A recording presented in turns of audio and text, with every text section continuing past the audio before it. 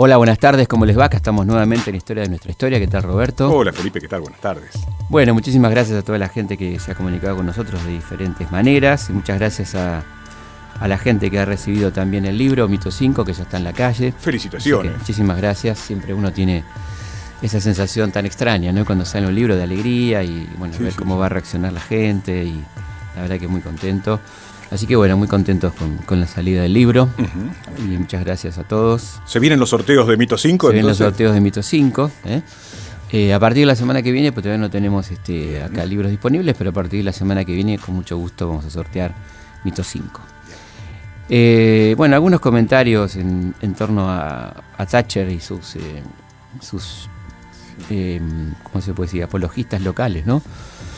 Uno que no podría creerlo, pero así es, ¿no? Entre ellos Luis Alberto Romero, el historiador, que cada vez está más corrido a la derecha, ¿no? La verdad que no sé qué haría su padre si se levantara de la tumba, un hombre del socialismo como José Luis Romero, un gran historiador, ¿no?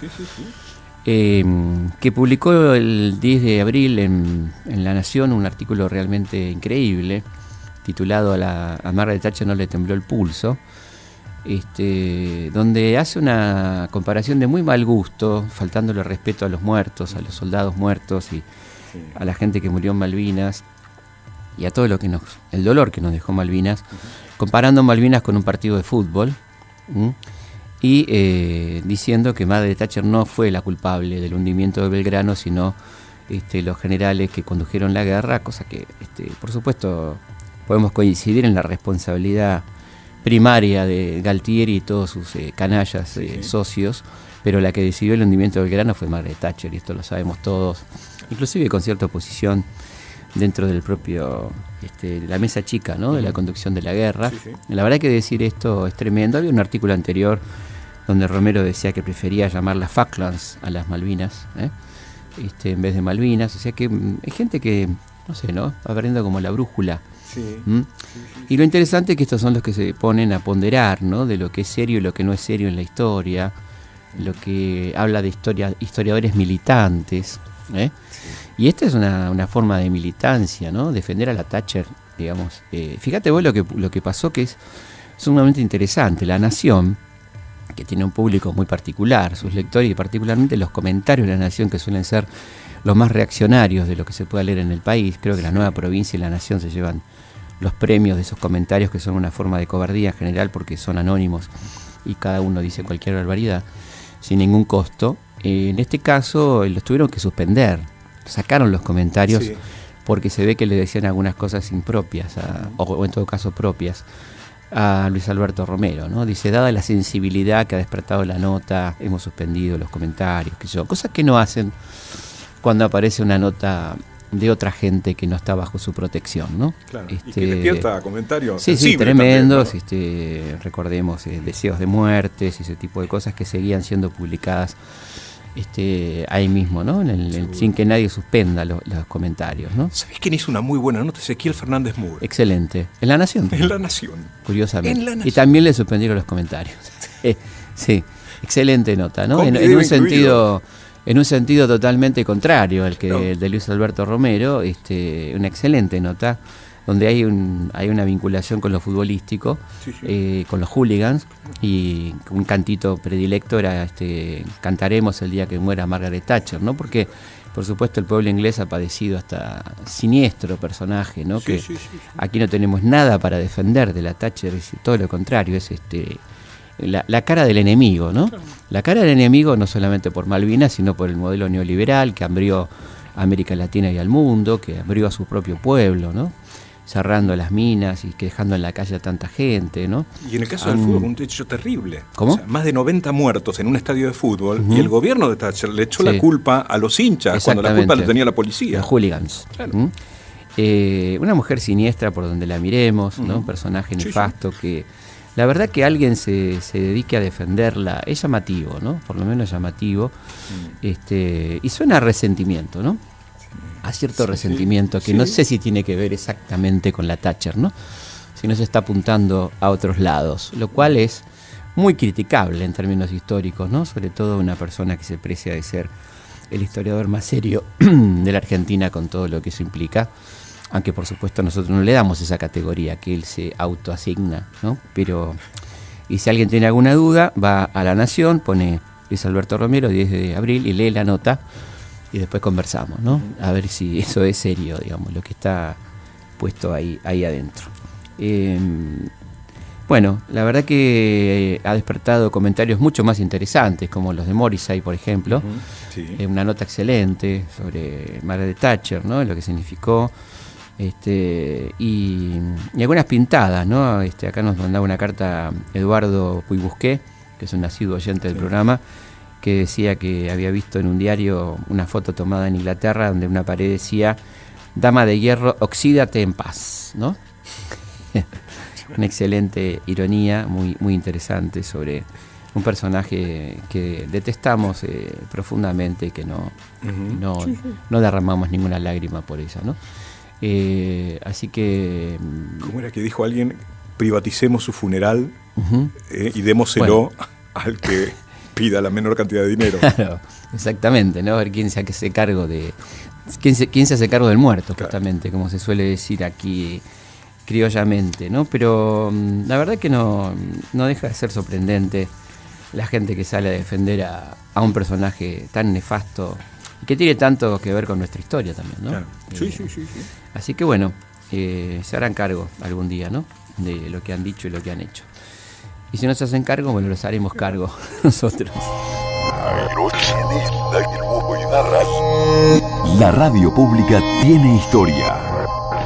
Te la cuenta Felipe Piña. Vamos a hablar de un tema extraordinariamente interesante, polémico, un tema incómodo muchas veces, ¿no? Sí. Porque toca personajes de nuestra historia y sujetos de nuestra historia muy, muy importantes. Tiene que ver con los nazis en Argentina. Tema donde se ha escrito mucho, hay mucha leyenda, se ha hablado incluso de la fuga de Hitler a Argentina, sí. ¿no? Hay tours en Bariloche donde se fugó Hitler, donde vivió Hitler, cosa altamente improbable, sí. ¿no? Digamos, por muchos motivos, porque se ha certificado su muerte, porque está el relato de la secretaria, ese excelente documental, ¿no? La secretaria de Hitler, donde cuenta los últimos momentos. Pero bueno, también esto fue echado a correr por algunos nazis también que querían mantener viva la figura del Führer, ¿no? Claro. Sí, esta idea del hombre que sigue vivo y que sigue... el Cuarto Reich, ¿no? A esta altura sería prácticamente imposible, ¿no? Una cuestión biológica. Pero, bueno, esto fue una de las cuestiones. Sí. Y es interesante decir que el nazismo acá tuvo adeptos antes de la caída del régimen, sino durante, ¿no? Vos recordabas una famosa foto del acto tan muy fuerte en el Luna Park con uniformes nazis, ¿no? Sí. Que se hizo allá por 1934. Sí. Un acto en Luna Park a vista y paciencia de todo el mundo, ¿no? O sea, apoyando la asunción del canciller, ¿no? De Hitler. Y bueno, eso es un antecedente. Importantes capitales alemanes que apoyaron la candidatura de Hitler. Hay un documental muy interesante en la televisión alemana donde habla de la importancia del aporte, por ejemplo, de los dueños del Hotel Edén, cómo financiaron parte de la gira de Hitler, de su campaña, con dinero que provenía de la Argentina, así de alemanes que estaban financiando al nazismo. Bueno, esto quiere decir que durante el periodo de vigencia del nazismo, no exactamente con su caída, había una fluida relación, inclusive con algunos periódicos locales como El Pampero, ¿no? Es decir, periódicos llamados nacionalistas, palabra altamente bastardeada en nuestro lenguaje histórico-político, ¿no? Nacionalista pasa a ser sinónimo de derechista. Sí. Cuando en realidad nacionalista es una persona que defiende a su país, ¿no? Digamos, en todo caso podemos hablar de chauvinismo, de nacionalistas con Z, otra cosa, pero nacionalista no tiene por qué ser una palabra despectiva, ¿no? Y acá, inclusive hay cierta literatura extranjera que define el nacionalismo como un elemento de la derecha, ¿no? Quizá usándolo en términos de clásicos de la sociología y la historia europea, donde los nacionalistas eran claramente opositores a los internacionalistas, que eran los marxistas, ¿no? Claro. Cosa que en Argentina no tiene por qué ser necesariamente así. Claro, aquí el movimiento obrero era fue altamente nacionalista en un momento dado, ¿no es cierto? Sí. Que era lo que vos señalabas con respecto al tema de las banderas, cuando aparecían en los años 30. Claro, exactamente. O sea, donde, por ejemplo, vale la pena detenerse en esto, ¿no? Porque estamos hablando nada más y nada menos que una terminología que atraviesa la historia. Así como es absolutamente incorrecto hablar de liberales en la historia argentina. Si un liberal no puede apoyar nunca un golpe de Estado, y los principales actores civiles de los golpes de Estado en Argentina fueron los autodenominados liberales, ¿no? Desde los que apoyaron el golpe del 30 hasta la gente del golpe del 55, ¿no? Sí, sí. Bueno, esos eran llamados liberales, así que como esa palabra es incorrecta totalmente, porque esos eran fascistoides, digamos, tipos que avalaban el uso del autoritarismo, la picana, la tortura, todo esto. Sí. Un liberal, por definición, en el buen sentido del término, ¿no? Sí, sí, sí. No debería de ninguna manera avalar esto. Tampoco es apropiado de ninguna manera el uso de nacionalista, ¿no? Que, insisto, se entiende mejor en el contexto europeo, ¿no? Nacionalista versus internacionalista. En el caso argentino hay un fenómeno muy particular, y es que el proletariado argentino se torna nacionalista, en el buen sentido de la palabra, sí, sí. Se va nacionalizando a partir de los años 30, con la llegada de los migrantes internos, donde hay otra cultura obrera, aparecen las banderas argentinas, aparece otra concepción del mundo, ¿no? Sí. Donde no es contradictorio ser nacionalista y defender causas obreras, cosa que cuesta mucho entender, digamos, a ciertos investigadores extranjeros, y otros que no quieren entenderlo, ¿no? Que es otra cosa. Ahora, otorgarle a la derecha el monopolio del uso del nacionalismo, la palabra nacionalismo y nacionalista, es un error historiográfico además también, ¿no? Que creo que vale la pena decirlo, ¿no? Ahora, qué interesante, ¿no? Es como si el nacionalismo, por ejemplo, por poner una fecha, después de la caída de Rosas, sí, hubiera quedado como un elemento ajeno a cualquier propuesta política de la... Totalmente, sí, la verdad, y a veces nos dice que son los creadores de nuestra nacionalidad, Mitre, Sarmiento, Avellaneda, sí. Roca, ni hablar Roca, ¿no? Por ejemplo, que sería, y no sería un nacionalista, entonces Roca, ¿qué sería? Un entreguista. Estarían admitiendo, se meterían en un problema, me parece a mí, con el mal uso de la terminología, ¿no? Por eso que uno vale la pena detenerse en estos detalles, me parece a mí, que no son detalles, sino que hablan de una categorización, ¿no? Claro. Y la derecha argentina, para hablar correctamente, que va a tener un crecimiento muy importante a partir de los años 30, ¿no? Ya a fines de los 20, con la aparición de un discurso muy promilitar y profascista. Sí. Y antiobrero, ¿no? Claro, naturalmente antiobrero, digamos. Un ejemplo del llamado nacionalismo, que en realidad es derechismo, un derechismo prefascista, digamos, por una cuestión de tiempo, es el de Carles, ¿no? Un discurso claramente oligárquico, un discurso antiobrero, un discurso corporativo, ¿no? Que de alguna manera es previo casi al fascismo, ¿no? Pues estaba hablando de 1919, por ejemplo, ¿no? Eso es lo que quería preguntarte con respecto al tema del programa. Uno decía, bueno, ¿y cuál era, digamos, el grupo que podía ser proto o prefascista en la Argentina? Claro, esos. La Liga Patriótica. La Liga Patriótica, fundada al calor de las huelgas de la Semana Trágica, ¿no es cierto? Ahí lo tenemos a Carles, lo tenemos a tantos personajes militares, ¿no? que formaron parte de la Guardia Armada esa. El antisemitismo. El antisemitismo, ¿no? Es decir, son elementos que vamos a encontrar después en el nazismo, por ejemplo, ¿no? Sí. Ahora, el problema que tiene esta gente es que son profundamente católicos y que por lo tanto ni el fascismo ni el nazismo fueron movimientos ultracatólicos, ¿no? Más bien planteaban otro tipo de endiosamiento, de culto a la personalidad que los desviaba de ese perfil ultracatólico. Si bien mantuvo, por ejemplo, el fascismo buenas relaciones con la Iglesia, particularmente con el Papa Pío XII o el propio nazismo, no eran movimientos procatólicos, ¿no? Entonces, la derecha argentina se encontraba en una situación bastante particular, que era admirar a Mussolini, admirar a Hitler, pero no estar de acuerdo con este culto a la personalidad, esta movilización de las masas, que les traía cierta preocupación. Ellos seguían pensando en una aristocracia, en el sentido de gobierno de pocos y de los mejores. Lo que pasa es que los mejores eran otra cosa, no eran ellos los mejores, ¿no?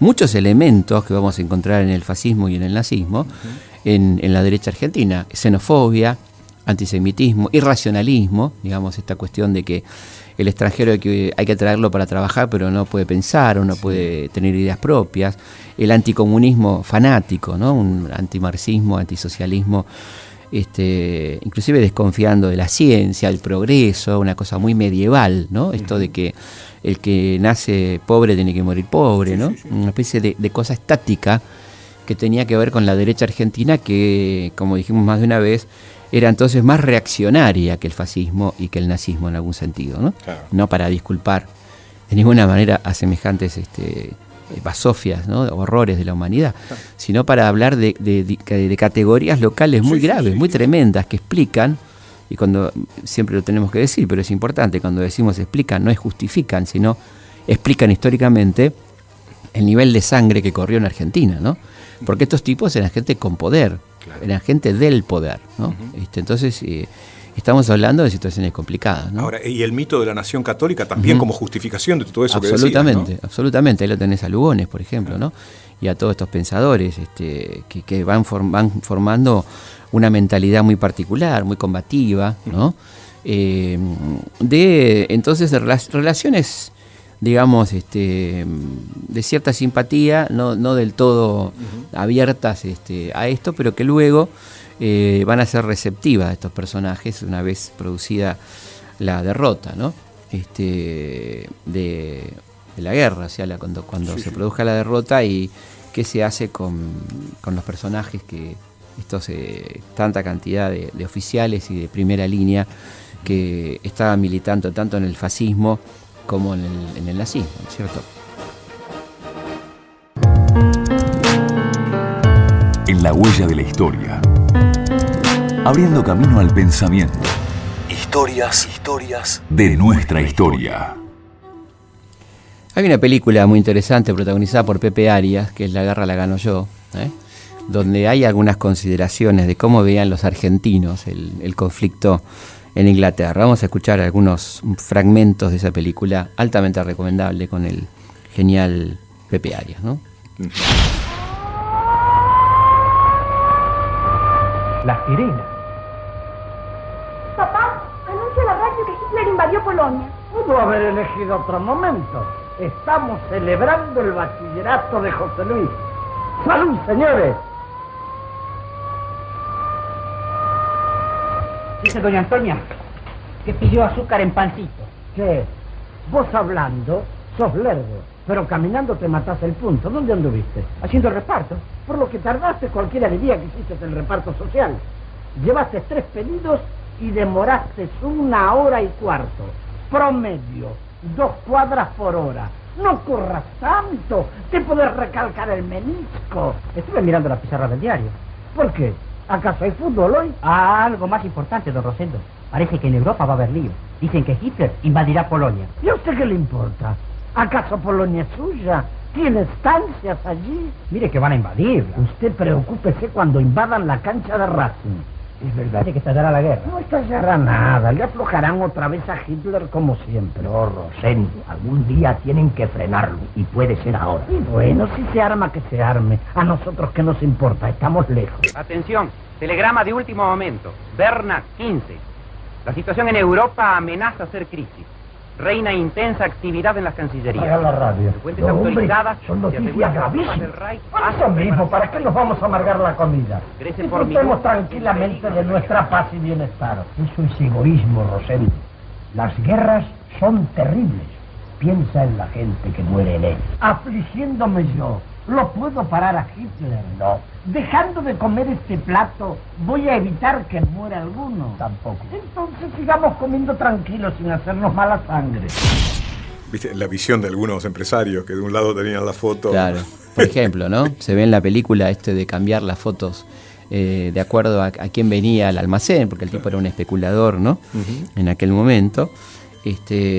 Bueno, y ahí se ve cómo él va cambiando los cuadros de acuerdo, si lo pone a Stalin, lo pone a Roosevelt, lo pone a Hitler, lo pone a Mussolini, ¿no?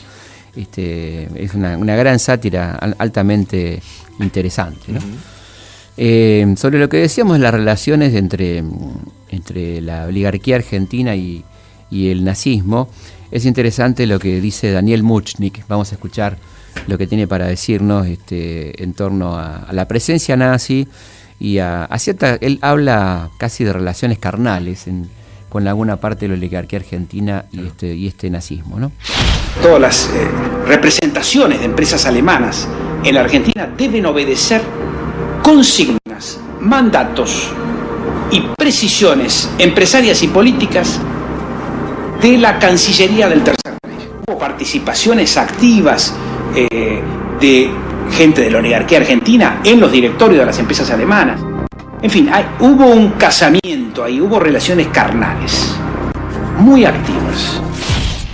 Ante todo, me parece que es interesante aclarar algunas cosas, no para disculpar a nadie, sino en torno a cómo se produjo la llegada de los nazis a la Argentina, ¿no? Sí. Más o menos se calcula que entre 1945 y 1950 llegaron entre 6.000 y 8.000 refugiados, que era la palabra que se usaba, a la Argentina. Ahí tenemos fascistas, tenemos nazis y ustayas, que eran los croatas.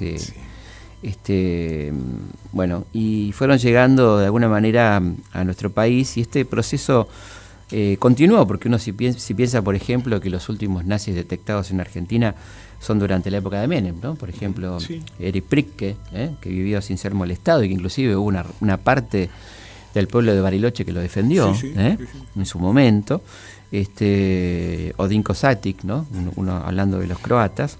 Es interesante ver de qué manera ingresaba esta gente, ¿no?, a la Argentina. Porque el tema era no solamente los que entraron a Argentina, sino aquellos que recibían papeles en Argentina y luego iban a vivir a Bolivia, a Brasil, a Paraguay, con documentos argentinos, ¿no?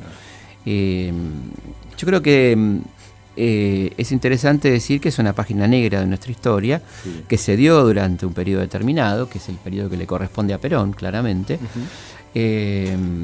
pero que no fue corregido a la caída de Perón, prácticamente esto, ¿no? Digamos que esto se continuó, como vamos a ver, por ejemplo, cuando hablemos del caso Eichmann. O Mengele. O Mengele, ¿no? Que exactamente, cuyos servicios fueron utilizados después, ¿no? Por la dictadura, inclusive. Pero es interesante decir que detrás de todo esto hay un entramado internacional altamente perverso, ¿no? Donde hay fugas consentidas por parte de Estados Unidos y Gran Bretaña, ¿no?, que ya estaban lanzados a la Guerra Fría, y hay un papel central el que jugado en todo esto, que es el del Vaticano, ¿no?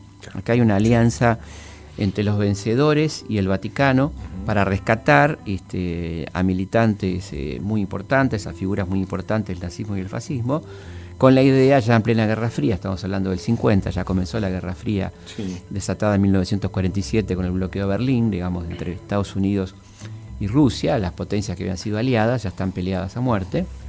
Por lo tanto, hay una especie de competencia por ver quién capta a las inteligencias del régimen nazi y del régimen fascista en beneficio propio, ¿no? Como botín de guerra. Como botín de guerra, ¿no?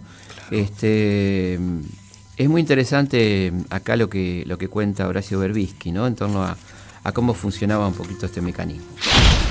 El mismo número de 8.000 alemanes fue mencionado en una nota verbal y un promemoria que el Vaticano hizo llegar al embajador argentino, general Nicolás Acame. El Papa había concedido una audiencia personal al jefe de la Delegación Argentina de Migraciones en Europa, Juan Napoleón Lucero Schmidt, a quien interesó por lo que la nota verbal menciona como algunas categorías de personas que, por sus especiales condiciones, difícilmente encuentren ayuda, lo cual las deja expuestas a graves peligros. Luego dispuso que la Secretaría de Estado le hiciera llegar a Lucero Schmidt una copia de la nota verbal y del promemoria. Ese último texto dice, en forma explícita, que se trata de personas de raza alemana, Sikh, que están recluidos en campos de concentración por causas políticas. Agrega que en octubre de 1947 el señor general Perón, con un gesto altamente humanitario y queriendo tributar con ello un homenaje a su santidad, permitió que entraran en la República 8.000 prófugos, dándoles toda clase de facilidades. El Vaticano pedía la repetición de este generoso y caritativo acto en 1949 y que se les proporcionara los medios, para lo cual el embajador Acame era un interlocutor bien dispuesto. En una conferencia pronunciada en su sede, pocos días después, hizo una descripción idílica de la riqueza argentina y como principal problema señaló que antes del golpe de 1943 se apoderaban de esos bienes con avidez grandes consorcios extranjeros, principalmente judíos. Bueno, es un poco, ¿no? Muy fuerte. Esto está excelente en el libro de Lercio Berbisky, Cristo vence, donde habla de esta trama siniestra que se dio para que entraran estos personajes a nuestro país, ¿no? Así que vamos a contar esto después de la pausa. Vamos a una pausa y seguimos en Historias de nuestra historia. Acercando la historia a nuestra gente.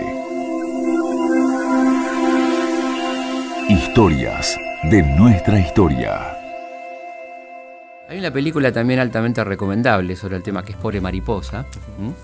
Se puede conseguir, se puede ver. Y vamos a escuchar algunos tramos de diálogos en la película. Vamos a comenzar por una discusión que se da entre dos miembros del PC sobre lo que estaba aconteciendo en ese momento en Europa y en la Argentina. Escúcheme, Flores. Esta gente está entrando con documentos que les otorga el propio gobierno. Movilizan dinero de la guerra, se reúnen, recaudan fondos para ayudar a otros criminales de guerra prófugos. Hacen cómplices entre los nacionalistas argentinos para poder seguir haciendo planes para el futuro y nadie los para. Sabemos todo eso, camarada. Perdón, ¿puedo repetirle que no haga eso con la silla? ¿Y si lo sabemos? ¿Por qué no hacemos algo? A ver, ¿qué quiere decir hacer algo? ¿Qué pasa? ¿Usted insinúa que no hacemos nada? No hacemos nada. Será por eso que torturan a nuestros militantes, que nos difaman, que nos persiguen porque no hacemos nada. No. Lo que el partido no puede hacer es todo, y mucho menos al mismo tiempo. En cuanto a este tema que a usted le preocupa tan especialmente, permítame señalarle que se necesita ser ciego para no ver todo lo que estamos luchando contra el fascismo local y foráneo, camarada. Lo vamos a detener en las elecciones, camarada. Lo vamos a detener con lucha, unidad, sufragio. El año que viene compartiremos el gobierno. Viene un nuevo tiempo histórico, camarada. Un nuevo tiempo histórico. Finalmente también es interesante escuchar qué decían los nazis, ¿no? Esta idea de que no fueron derrotados y que el combate comenzaba ahora en nuestras tierras, ¿no? Algo así como la conquista del nuevo continente, el Cuarto Reich, como bien decías, ¿no? Camaradas, el Tercer Reich aún combate. No hemos sido derrotados. ¿Sí?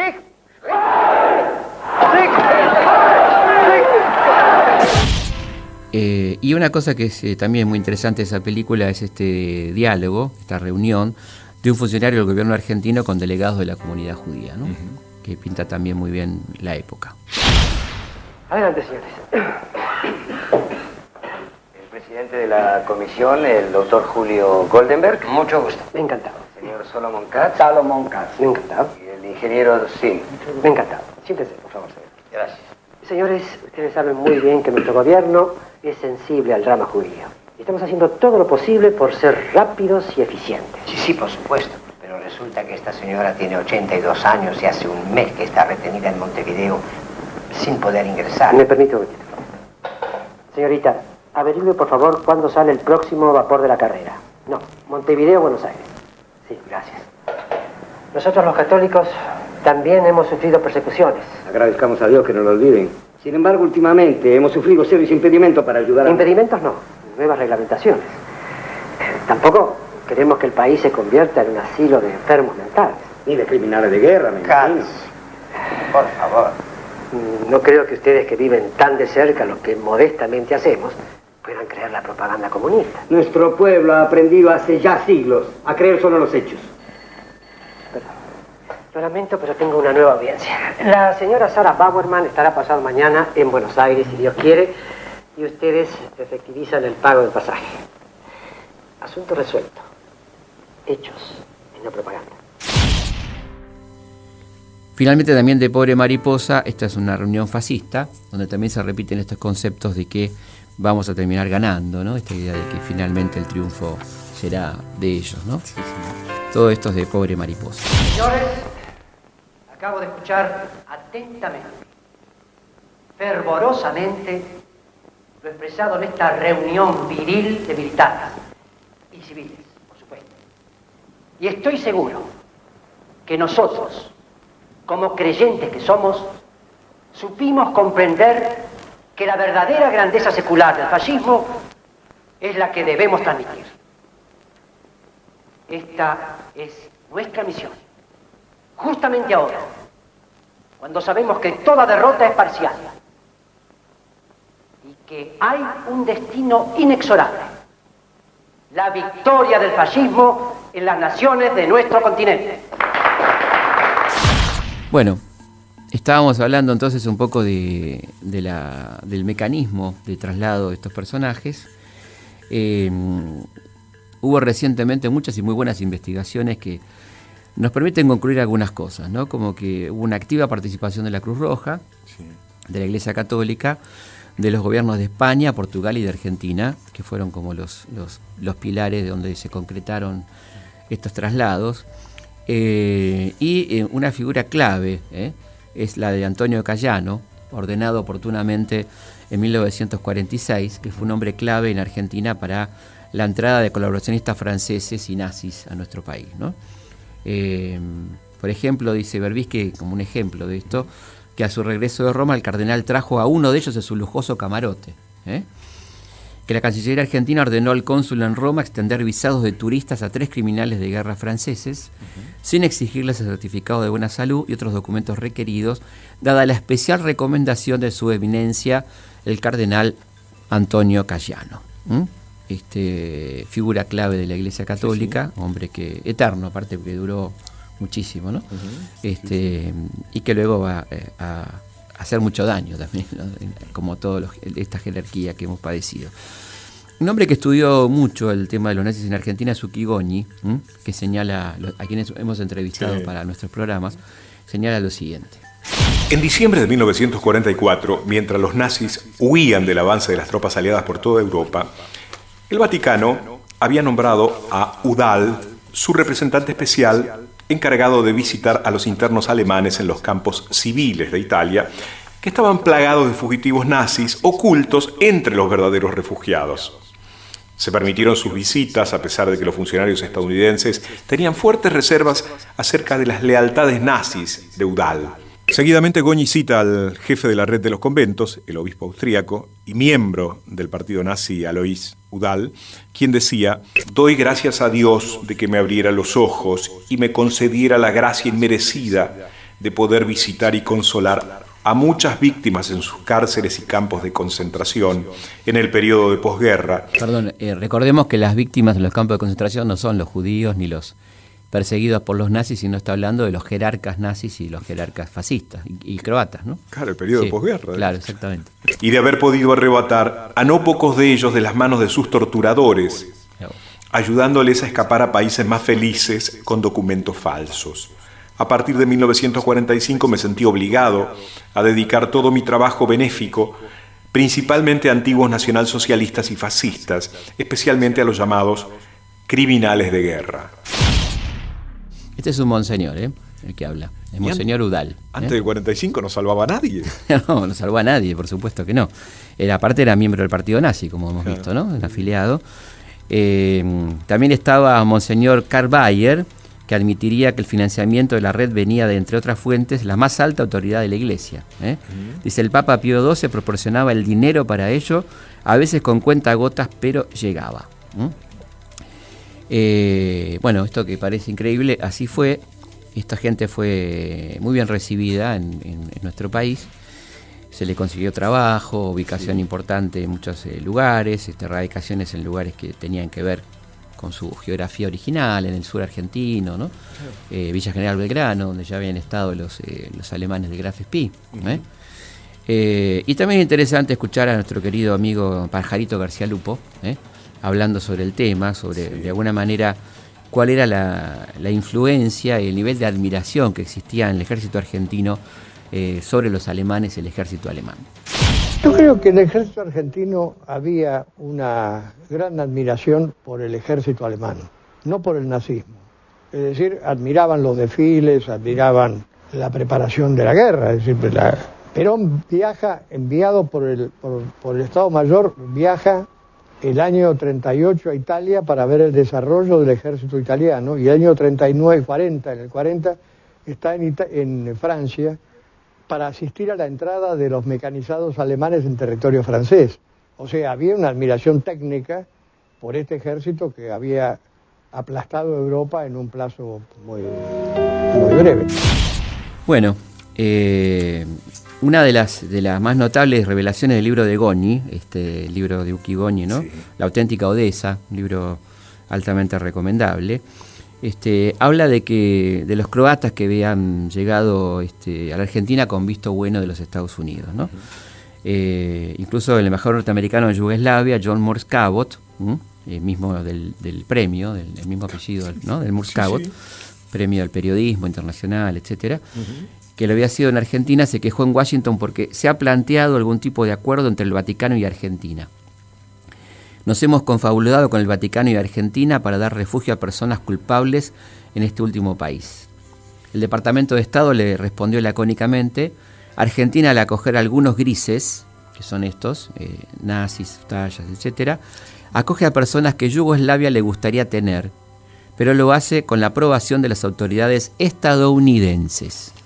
Estos son documentos que pudo acceder Goni, que prueban lo que venimos diciendo, que a Estados Unidos y Gran Bretaña le conviene la llegada de estos personajes para controlar a las izquierdas, digamos. Sí, en nuestro país, el caso quizás más sonado es el de Klaus Barbie, el carnicero de Lyon, a quien envían a Bolivia y se convertirá en uno de los principales agentes de la CIA, y experto en torturas y todo esto, que será capturado recién en los 80, ¿no es cierto? Klaus Barbie. Sí.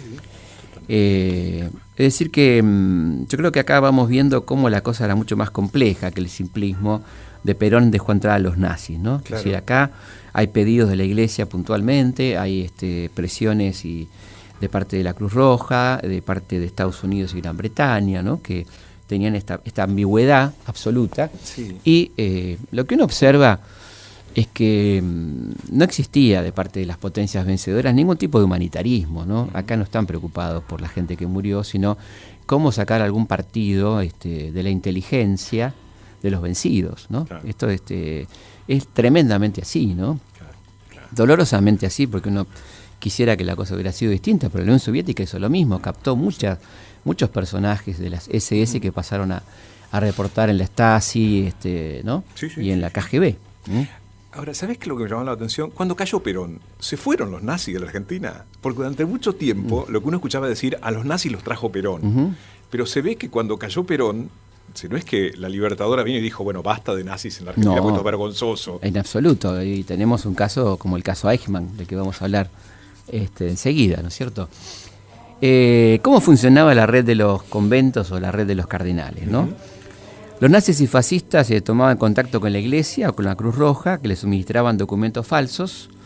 Los resguardaban en conventos, preferentemente italianos, pero también españoles y portugueses, donde estaba Franco y Salazar, es decir, dos amigos de los regímenes fascistas depuestos, hasta que estuvieran en condiciones de viajar a destinos sudamericanos. Uno de los puertos de embarque preferidos era el de Génova, por entonces bajo estricto control norteamericano. No sé si somos claros, En Buenos Aires eran recibidos por la gente de la SARE, Sociedad Argentina de Recepción de Europeos, fundada, entre otros, por el criminal de guerra belga Pierre Daillet, que logró huir de Bruselas justo a tiempo antes que se cumpla su condena a muerte. La SARE tenía su sede, ¿a dónde? A ver si adivinás. A ver. En una casa de propiedad del arzobispo de Buenos Aires, en la actual Escalabrini Ortiz 1358, donde hoy funciona el templo Nuestra Señora del Perpetuo Socorro. Ahí el Perpetuo Socorro se le brindaba a los nazis, sus tallas y fascistas, a través de Monseñor Cayano, que venían y eran perpetuamente socorridos. Y esto vale la pena recordarlo, ¿no? Porque si no, hacemos una lectura extremadamente parcial de cómo fue esta cuestión en la historia argentina, ¿no? Y sumale que durante la época en que los judíos eran perseguidos, no se advertía ni por Estados Unidos ni por esos sectores la misma actividad absolutamente para proteger a los judíos. No, además, acordémonos, ¿no?, por ejemplo, de la novela que habla de un hecho real, como fue Éxodo, ¿no? De esa gente boyando en un barco que nadie los quería recibir, ¿no? Es decir, el antisemitismo existía en Estados Unidos. Ahí teníamos a Henry Ford, autor del libro El Judío Universal, que se adelanta, ¿no? Es un antecedente a mi lucha de Hitler, por ejemplo, ¿no? Sí, y en Europa ni hablar. y en otros países amigos de Latinoamérica que no recibían judíos también. Absolutamente. También. Entonces no éramos los únicos, con lo cual no justificamos nada ni hacemos una teoría del empate, pero digamos, ampliamos un poco la óptica sobre lo que estaba pasando en ese momento en Argentina, ¿no? Se nos va achicando el tiempo, que como siempre ocurre. Claro. Tenés un montón de material sí, sobre ¿no? Quisiera porque que la gente viera estamos acá desplegando claro. en la mesa muchos papeles, como nos gusta hacer. Y nos parece interesante también escuchar algunos testimonios de gente que ha estudiado mucho el tema, como Carlos Napoli, que nos va a hablar un poco sobre los temas de los nazis y la Patagonia y los giros de fondo a la Argentina por parte de los nazis. Desde siempre la Patagonia fue un elemento muy tenido en cuenta por los ideólogos alemanes, fundamentalmente por dos motivos. Como el petróleo para Alemania era uno de los elementos fundamentales en su política, carecía dentro de su territorio de petróleo, comienzan a tener, digamos, amplias ambiciones de ocupar lo que era la Patagonia, que es, por supuesto, como hoy es un lugar con una población limitada. Tras la caída de Stalingrado en 1943 se produce un movimiento enorme de fondos porque todos en Alemania sabían que la guerra estaba perdida. Podemos dividirlo en dos partes. Los industriales que se habían enriquecido con Hitler y los propios nazis. Todos estos inmediatamente comienzan a hacer sus giros de fondos hacia la República Argentina, Estados Unidos, sobre todo Suiza, que es quien más fondos recibió por parte de los industriales alemanes y también de toda la parte política de la Alemania nazi. Y también en este sentido, el de otra estudiosa de la materia, Carlota Hatkitt, que nos habla de la Argentina como un bastión del nacionalsocialismo, ¿no? Sí, como un lugar donde había una importante presencia de estos personajes en nuestro país. La Argentina era un bastión del nacionalsocialismo, un país donde la comunidad alemana era nazi, donde el gobierno no iba a hacer, digamos, una persecución, de manera que se creó otra Alemania. La cantidad de bibliografía que Alemania distribuía era impresionante. ¿Sabes en qué estaba pensando? Qué difícil debe haber sido ser alemán y no ser nazi. Osvaldo Bayer, por ejemplo. En esa época en la Argentina. Claro. Un caso interesante son los Alemán, claro, que eran mirá vos, ¿no? Que las vueltas de la vida, ¿no? Con su Argentinische Tageblatt, claro, gente que no era nazi y que luego terminan aplicando lo de Noche y Niebla, ¿no? Y todas estas cosas en la Argentina, ¿no? Así que sí, había un importante sector de la comunidad alemana que no era nazi, ¿no? Cuenta muy bien esto Osvaldo Bayer, ¿no? Que era parte de esa comunidad y que no tenía nada que ver, más bien todo lo contrario con el régimen, ¿no es cierto? ¿Sabes por qué te lo decía? Porque recordaba una Caras y Caretas, sí, cubriendo con fotos la llegada de un barco alemán nazi, sí, por supuesto. Claro, sí. Sí, o sea, vos veías al capitán en un trabajo que se llamaba Fuerza por Alegría, donde llevaban, según ellos, jubilados alemanes, claro, ¿sí? A recorrer el mundo. Claro. Cubierto como si el nazismo fuera maravilla. Bueno, absolutamente. Bueno, recordemos también la actitud de Chamberlain, ¿no? El primer ministro británico, cuando negocia de alguna manera la entrega de los Sudetes, y vuelve de Berlín diciendo acabo de estar con un caballero, ¿no? Y firmó el pacto de Múnich con Hitler, entregándole una parte importante de Europa y dándole las manos libres con esta excusa de ese derechismo, del ultraconservadurismo, ¿no? De Hitler como resguardo frente al comunismo, ¿no? Así que, bueno, hay mucho. Cuando se habla de la guerra, no hay que apurarse, ¿no? Hay muchos elementos a tener en cuenta para analizar la complejidad y las complicidades con la barbarie nazifascista, ¿no? Esto no nace de un repollo, es decir, y Hitler solo no hubiera podido hacer absolutamente nada. Hitler existió por la complicidad de Occidente y también de la Unión Soviética, ¿no? Recordemos el pacto Molotov-Ribbentrop, ¿no? Que menos mal que se dedicó a incumplirlo. Claro. Luego, fue tremendamente castigada la Unión Soviética justamente por los nazis, más de 22 millones de muertos, ¿no? Una cosa tremenda, ciertamente. Caso emblemático de lo que vos decías, se acabaron los nazis con Perón, es el de Adolf Eichmann, y quizá la persona más autorizada para hablar de la materia es ni más ni menos que Hannah Arendt, que estudió en su extraordinario libro Eichmann en Jerusalén, ¿no? Un libro que recomendamos absolutamente, el caso Eichmann, ¿no? Eichmann llegó a la Argentina en 1950, recibió un pasaporte de un sacerdote franciscano, italiano, que lo habilitaba para venir a Buenos Aires. Y bueno, este hombre va a llegar a Argentina, pero lo que es interesante es lo que van a dar en cuenta de la etapa anterior de Eichmann en Alemania. ¿Qué pasó después de la derrota? Escuchen con atención, porque esto no se suele contar. ¿Qué le pasó a Eichmann producida la derrota del nazismo? Eichmann, estamos hablando de uno de los principales personajes del nazismo, responsable de la solución final, el arquitecto de la muerte, como se lo llamaba, ¿no? Sí, sí. El hombre que decidía sobre la vida y la muerte de millones de personas, particularmente en Auschwitz. Esto dice Hannah Arendt sobre Eichmann.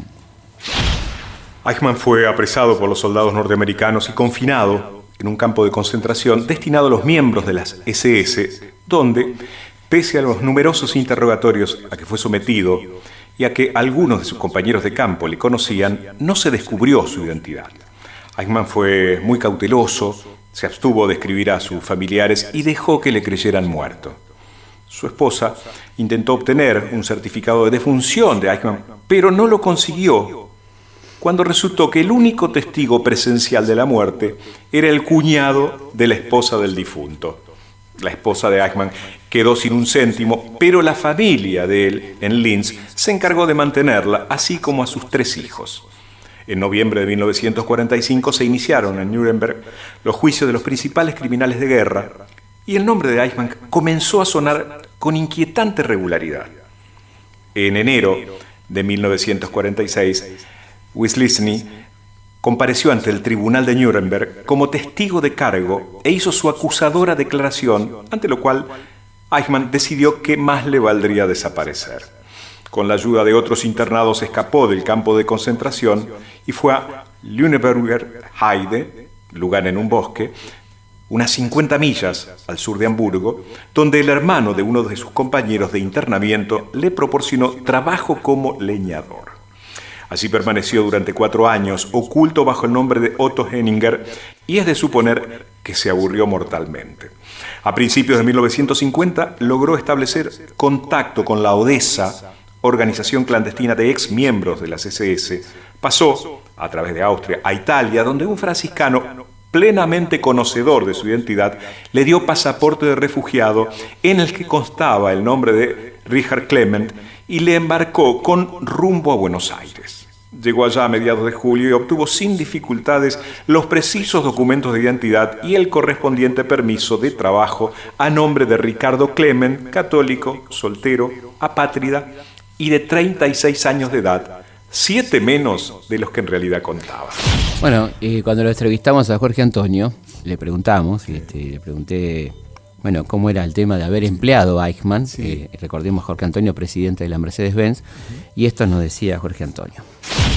Entró a trabajar en mi organización un montón de gente, entre ellos Adolf Eichmann. Todo el mundo sabía perfectamente que era Adolf Eichmann y figuraba en la Mercedes-Benz como Eichmann desde 1949 hasta que lo detuvieron en 1960. A nadie le molestaba, nadie se ocupó de él, pero no estaba él solo. Había 36 alemanes, casi todos ingenieros o contadores, principalmente ingenieros. Era una de las condiciones que los alemanes me ponían, que tomara el personal que ellos me proponían. Todos tenían pasaportes españoles o portugueses. Dicho por Jorge Antonio. Y muy interesante, todos sabían que era perfectamente Adolf Eichmann, que el que figuraba como Eichmann en la Mercedes-Benz de 1949 a 1960. Así que bueno, ahí tenemos uno de los ejemplos. Recordemos que este hombre tuvo que ser secuestrado en 1960 por un comando israelí que llegó a la Argentina en ocasión del sesquicentenario, como se decía, 150 aniversario de la Revolución de Mayo. Lo sacan del país disfrazado de personal de El Al, y lo llevan a juzgar, donde finalmente es condenado a muerte, ¿no? Así que esta es la historia de Adolf Eichmann, personaje increíble, y también acá tuvimos nada más y nada menos que al ángel de la muerte, Joseph Mengele, el hombre que hacía experimentos con seres humanos, que fue ayudado a escapar con un pasaporte de la Cruz Roja emitido a nombre de Helmut Gregor. Así que bueno, este es uno de esos seres tremendos que tuvimos en Argentina, como también lo tuvimos a Ante Pavelic, otro de estos personajes siniestros. Así que bueno, esto es un poco la historia de los nazis en Argentina, da para mucho más, no tenemos mucho más tiempo, pero queríamos hablar y dejarlos pensando en torno a esto, ¿no? A lo que fue esta llegada, las leyendas que se han tejido sobre el tema, y la complejidad del asunto y las complicidades en torno a cómo entraron estos personajes a nuestro país, que como ustedes ven es un poco más complejo de lo que habitualmente nos han contado. Así que estamos llegando al final del programa. Muchísimas gracias por habernos acompañado. Los vamos a encontrar el próximo domingo a las 14 aquí en la Radio Pública. Historias de nuestra historia. Conducción Felipe Piña. Co-conducción Roberto Martínez. Producción Martín Piña. Archivo Mariano Faín. Locución Fabián Montana. Edición